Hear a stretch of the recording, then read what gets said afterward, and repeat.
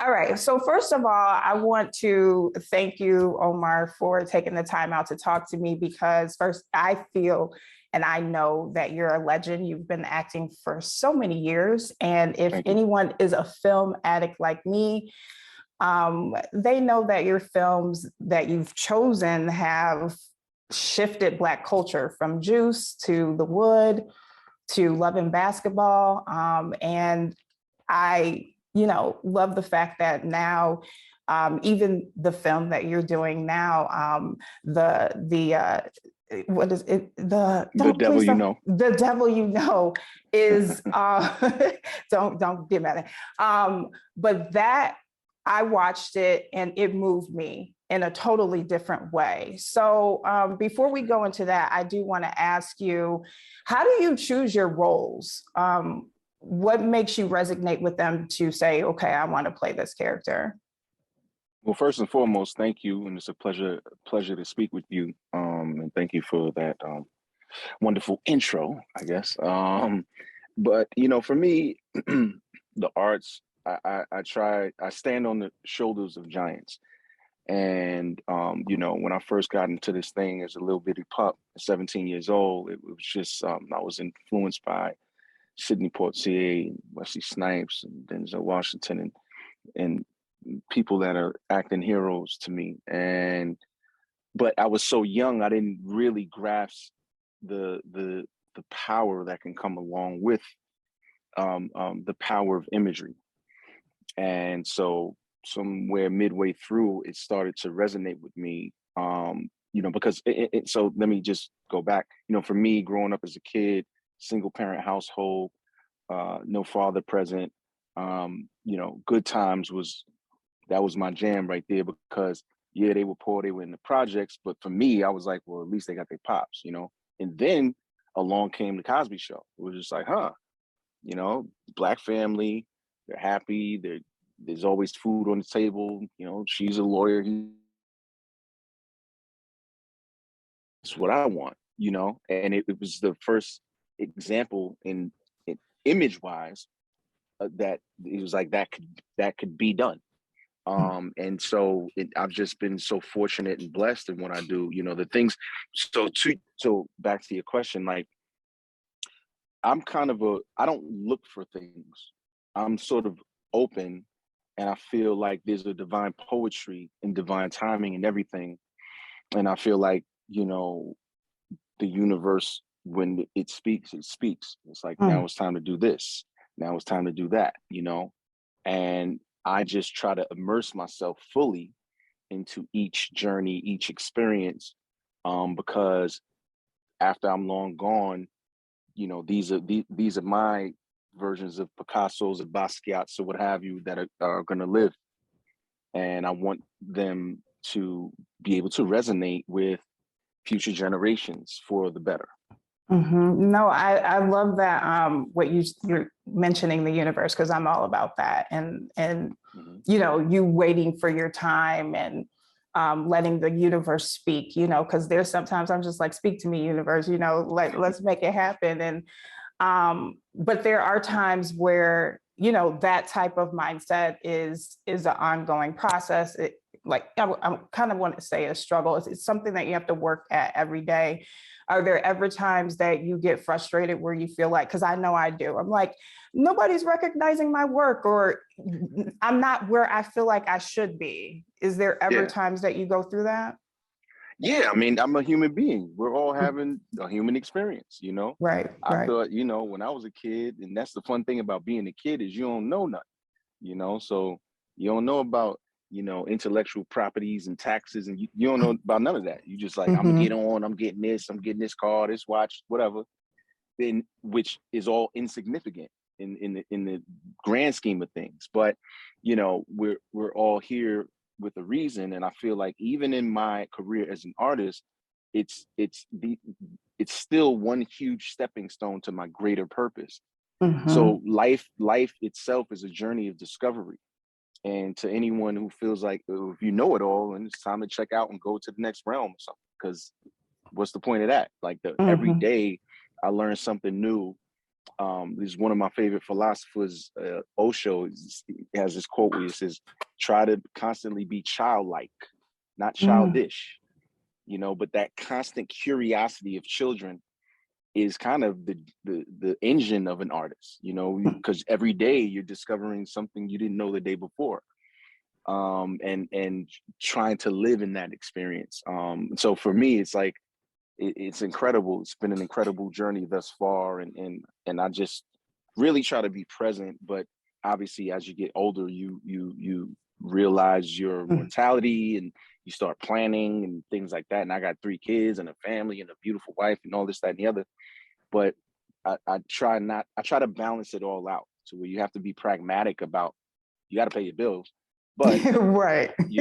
I'm still floating on the magic carpet because I've been dreaming about this, for most of my existence. I've lived on camera, which is a strange thing to realize. I know it's like 17 and, yeah, it's been decades. Speaking of that, where you were talking about, after a while, you're just like working to kind of live or pay bills or whatever it is. But there's times where people ask me, what was your favorite interview, or who was your favorite person that you interviewed with? So I would love to know, what was your most favorite character or movie that you worked on? I mean, I don't have a favorite. I honestly don't, because to me, each piece is, it's like, I look at it, it's like a mosaic to me. It's like this beautiful grand picture, and each project that I'm fortunate to be a part of is a piece of that in its own way. And I can see that, but the whole picture is like I'm living my life to complete it. So, but that said, I mean, there's nothing like your first anything, right? Right. So it's nothing like my first movie. There's nothing like your first love, or maybe the first anything. The first time you get on a roller coaster, the first time you get on an airplane, like you've never experienced that before. So there's always a reverence for that, because it's like, you're doing the thing.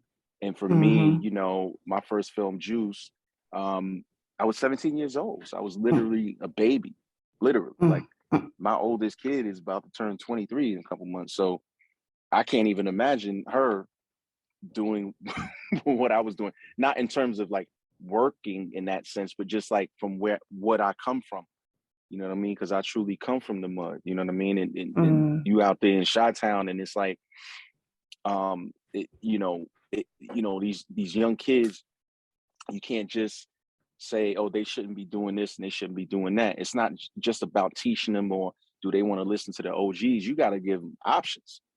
You know what I'm saying? Yeah. You can't just come on the block like, yo, y'all shouldn't be doing this. All right, well, I do. And now they are in the information age. So, this is no disrespect to anyone, but certain other kids, they have bigger dreams than you. Got to do what you got to do to survive. So I get that. Yeah, but no, that's absolutely. all relative, right? Because some people will be, yo, I got to work at McDonald's right now, right now. But do you have a bigger dream? Even if that bigger dream is, well, I'm gonna manage this McDonald's one day, and then I'm gonna actually buy this McDonald's and become a franchisee, and so forth and so on. So even if it's from that train of thought, because everything ain't for everybody. Right. But then you got these younger kids, they've seen a blueprint where they like, nah, I want to start out over there. But the key is you got to put the work in. And I've been dreaming about this since I was 10, 11 years old, and I constructed my life towards this. So sometimes when people ask me, oh, are you, surprised that you got where you got? And it's like, I say this respectfully and humbly, but like, nah, like I put, Yeah, but then for sure. Going back to the power of the universe, you still here's the thing. Are we afforded the opportunities, or do we create them? And that's that thing. And like Denzel says, you always have to be prepared, because I believe opportunity is going to knock on everybody's door. It's just that everybody ain't prepared to open the door. I'm kicking the door down. So yeah, one interesting fact, and tell me if I'm wrong about this, but I found out that you speak fluently in Spanish and French. Is that true? No, that is not true at all. Okay. I don't know where you got that from, but now my oldest daughter speaks fluent French. My son who's my baby, 14, he's learning how to speak French. He's not fluent yet. I tried I'm still trying on these apps to learn Italian because I just love that language. And Yeah. I think I could kind of read a menu, not fluently, Right. but I don't, yeah. The I was internet, like, the internet's be lying. they do. They just like the whole your Mike Epps is your cousin. Yeah, that came about for a while. But let's get it. Me and Two Chainz, we think we cousins. So Oh, we've had extensive conversations because he's an Epps as well. That's just ironic, right? Well, maybe not. Maybe not. You never know. With Black folks, you never know. But let's get into The Devil You Know. I really, really enjoyed this film. Now, I saw that you and Michael Ealy are the executive producers on here. So talk to me about like what it involves to executive producer film. Well, for me, it was this has been an 8-year journey for me. So my close friend, Charles Murray, who wrote and directed the film, one day we were having lunch. He pitched me this idea. I was like, that sounds incredible. Let's do it. Where's the script? Let me read it. And he was like, I haven't written it yet. I'm like, well, why the hell did you spend a half hour pitching me this story and get me all riled up? And that was 8 years ago. And we got a whole lot of no's, which I couldn't understand. But the deeper understanding is that, as Black and brown people, it's like we don't get to be in films like Mystic River or The Town or, some of these Black dramas where it's like when the family comes around the table, it's always, it's Thanksgiving, it's Christmas, it's somebody died and everybody's coming together. It's not just everyday life. Mm-hmm. And that really drew me in. And also the aspect, because it's a film about family, it's a film about brotherhood, it's a film about morality, redemption, all of these sort of universal themes. And though it's told from the lens of Blackness, it don't matter what color you are, because we all know what it feels like to sit around a dinner table at a point in life, and Nana's cooking this and such, they playing cards or whatever, and then Uncle Chuck just opened up a bottle or whatever, so we know it's about to be an argument or a fight about a half an hour.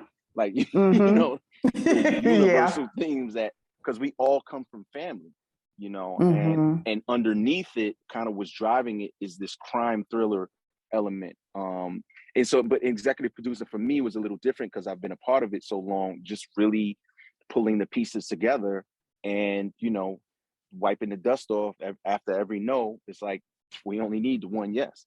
And we're going to keep grinding and we're going to keep grinding. But I'm a firm believer in divine timing. And like when the table is set in the unseen world, the doors open up in the world that we can touch and feel. And that's exactly what happened. So, shout out to Lionsgate for getting behind us. Shout out to AMC Theaters for getting behind us. And I'm just excited for the people to experience this project. Yeah, I was really intrigued at the end, because I don't want to give too much away to people, but was 2 questions and then I have to go, I was told. But is this based on a true story? Okay, so I just told you it was an 8-year journey for myself, and when Charles first told me about it, for him, it was a kind of a 25-year journey. So it's a blend of both. So he's been dreaming about being a filmmaker since he was 9 years old, and he sort of looked at his family through like theater, right? Like there's all this crazy stuff going on, and so he's just jotting down stories. And then further along, as he's older, he read this small little article. He's from Gary, Indiana. He read this small article about basically a guy who was ostracized from his family due to something criminal, right? And he thought, what would that look like in his own family if something like that happened? So he sort of blended the two. So in a way, you could say it's based on true events, but it's really, a version of what he thinks it would look like if this happened in my family. This is how it would go down. Oh, okay. And then my last question before I get in trouble, because I don't want to make Tika mad. You don't want Tika mad. Yeah. I've seen her mad now. Was Marcus his brother's keeper?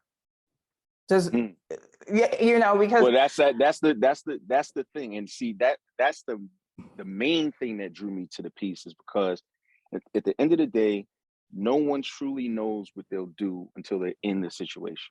right. So we all talk about, you know, I'll do this, or if that was me, I would do that, or this, that, and the other, I would do it. It's like, when the moment happens and you're living in real time, that's when you respond how you respond. And the other element to that is that's when you kind of really get to see the true character of an individual, because then they're going by instinct. It's by something that they're just wired a certain way, and that's who that person is, you know. So I always look at it like, you know, you really get to know people through the turbulence, not through the good times. You know, and the way that they handle you when this, you know, when the shit is hitting the fan, that's how they are. It is what it is. And you know, love is a verb. So, you know, going back to that piece of family, you don't necessarily choose your family. It's how you learn who you are through your family, and how you deal with them coming up, and this one, that. And the other thing is that every family has secrets. You know what I mean? Some deeper than others, but every family has a secret, you know. And then you be, I don't know, 18, 16, 20 something, and find out grandpa did what? I never knew that. Right. I thought it was this. And then, you know, one of your aunties is at the, you know, you had a funeral or something, and they telling you, let me tell you something about Papa. Like, you know, we all can relate to that. But the thing about this piece is like, it's an examination of what that is. It's an examination of that dynamic. And at the end of the day, to your original question, you know, my character that I play, Marcus, all he's trying to do is protect his brothers and his family in the best way that he knows how. But the audience is discovering everything in real time with him.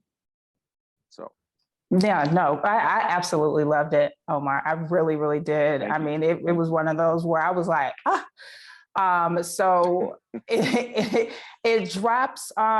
When can people see The Devil? Can see it. They can see it now. It's exclusively in AMC theaters, and then obviously it will be streaming, you know, after that. But come out, support.